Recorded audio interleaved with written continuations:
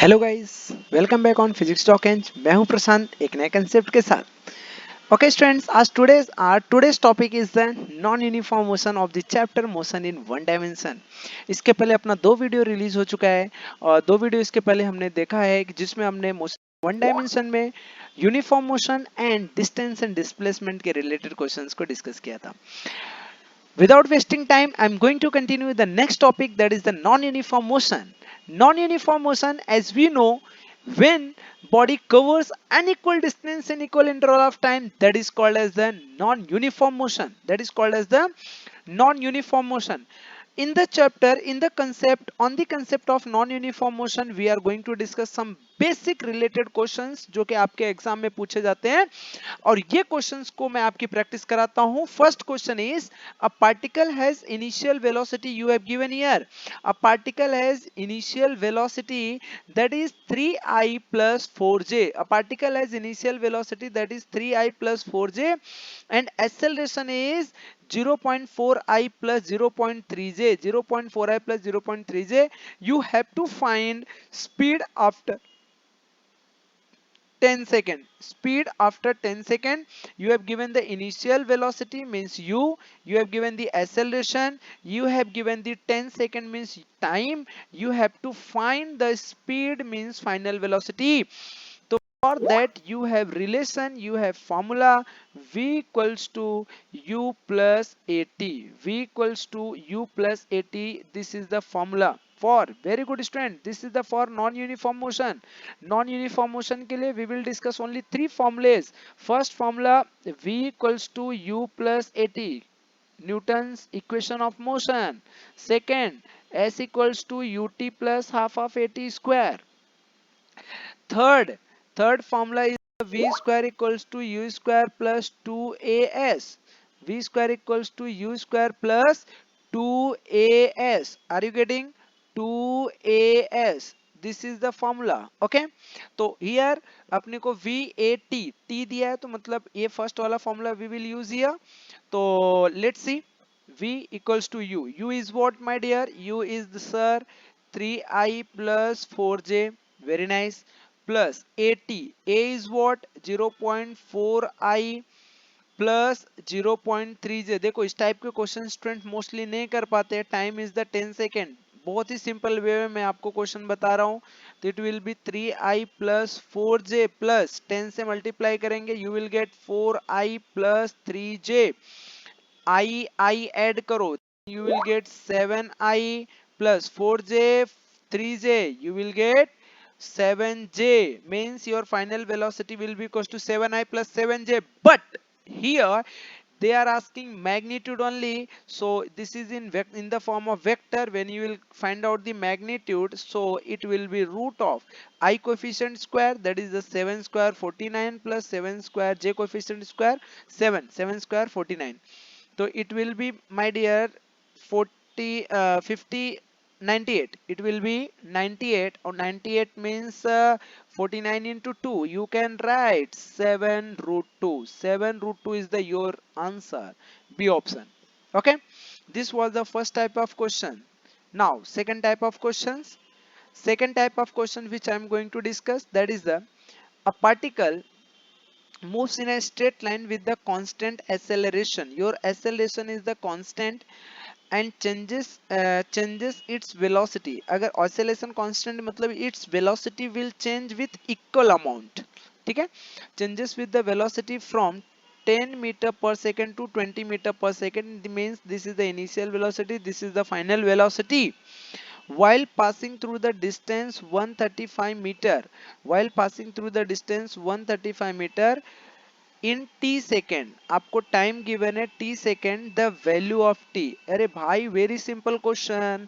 तुमको यहाँ पे u दिया है, v दिया है, s दिया है, t फाइंड आउट करना है। Very simple question. v square equals to u square plus 2as, first type. Second formula v equals to u plus at। Third formula s equals to ut plus half of at square. आपको निकालना है यहाँ पे आपको निकालना है इधर पे t। तो t के लिए हमारे पास दो रिलेशन है। फर्स्ट और लास्ट।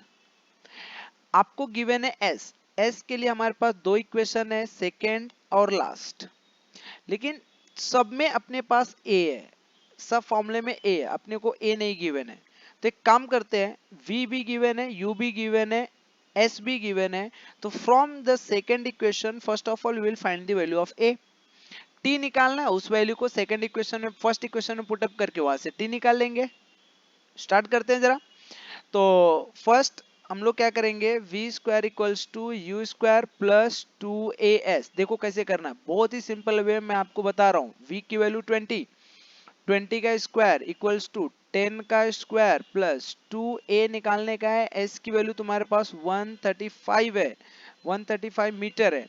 तो from here you will get 400, 100 plus 135 to जा 135 टू जा 270 ए, तो ये इधर पे आ जाएगा 300 इक्वल्स टू 270 ए, क्योंकि 100 इधर आके माइनस हो जाएगा, तो A will be equals to 300 upon 270, ये कैंसिल हुआ, 3 10 जा 3 9 जा, तो कहीं ना कहीं पे ए की वैल्यू 10 अपॉन 9 आ गई। क्या बात है, बहुत सही सर।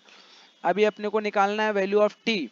तो again v equals to u plus 80। देखो क्वेश्चन को ज्यादा टाइम देना नहीं है अपने को। 20 इक्वल्स टू 10 प्लस a की वैल्यू 10 अपॉन 9 इंटू टी, ये 10 इधर पे आएगा, तो 10 equals to 10 upon 9 into t. इसको तुम लोग t की वैल्यू निकालेगा तो 10 इंटू 9 बाई 10, 10 10 कैंसिल हो गया, t की वैल्यू 9 आ गई, t की वैल्यू 9 आ गई। Your answer is the 9 second. ठीक है, your answer will be 9 second. B option is the right answer. Next question please. Now in this question, in the third question you have given कि if velocity of the particle have given at plus bt square and where ab is the constant, then you have to find the distance traveled by it between 1 second to 2 second। whenever, ये बात याद रखना, जब कभी भी दो बातें याद रखने का, डिस्प्लेसमेंट, वेलोसिटी एंड एक्सेलरेशन, ये तीन चीज होता है।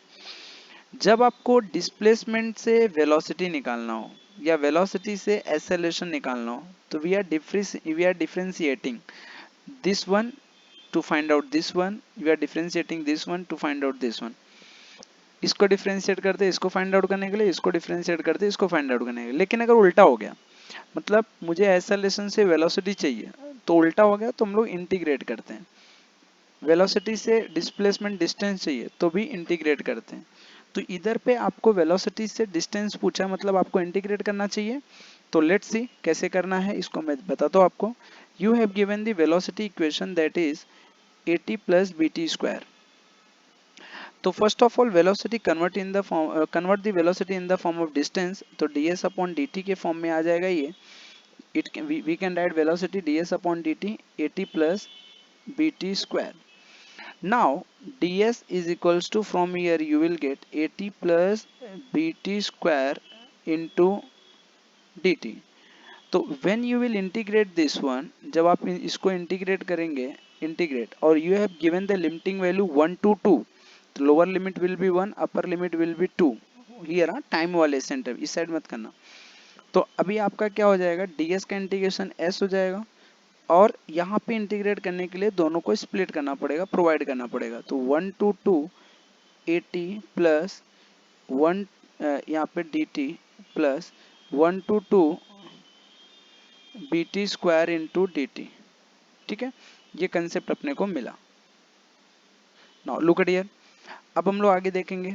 तो from here s is equals to a take outside, it is the constant 1 to 2 t dt plus b constant 1 to 2 t square dt। तो 1, t का इंटीग्रेशन क्या होता है, t square by 2 plus T square का integration होता है T cube by 2, T cube by 3, 1 2 2 1 2 2। ठीक है, तो a upon two T square 1 to 2 plus b upon 3 T square T cube 1 to 2। अभी लिमिट पुटअप करना होता है। देखो ये कैसे आया, ये आपको पता है इंटीग्रेशन करना पड़ता है। तो टी स्क्वायर का इंटीग्रेट, सबसे पहले अपर लिमिट पुटअप करने का टी की जगह पे, तो 2 का स्क्वायर माइनस 0 स्क्वायर, फिर plus similarly here also be upon 3, 2 cube, 0 नहीं 1 है तो 1 स्क्वायर, 2 क्यूब माइनस 1 क्यूब, तो you will get what, you will get a upon 2, 2 square 4 minus 1 plus b upon 3, you will get 3, 2 cube 8 minus 1. So from here your answer will be a upon 2 into 3 plus b upon 3 into 7. Your answer will be what? 3 by 2a plus 7 by 3a. So 3 by 2a plus 7 by 3b, 7 by 3b is your C option. So this is your right answer. Okay. So this is your right answer. Very simple question. इस type के questions को ऐसे solve करते हैं, from non uniform motion से इस type के questions पूछे जाते हैं। ठीक है स्टूडेंट्स।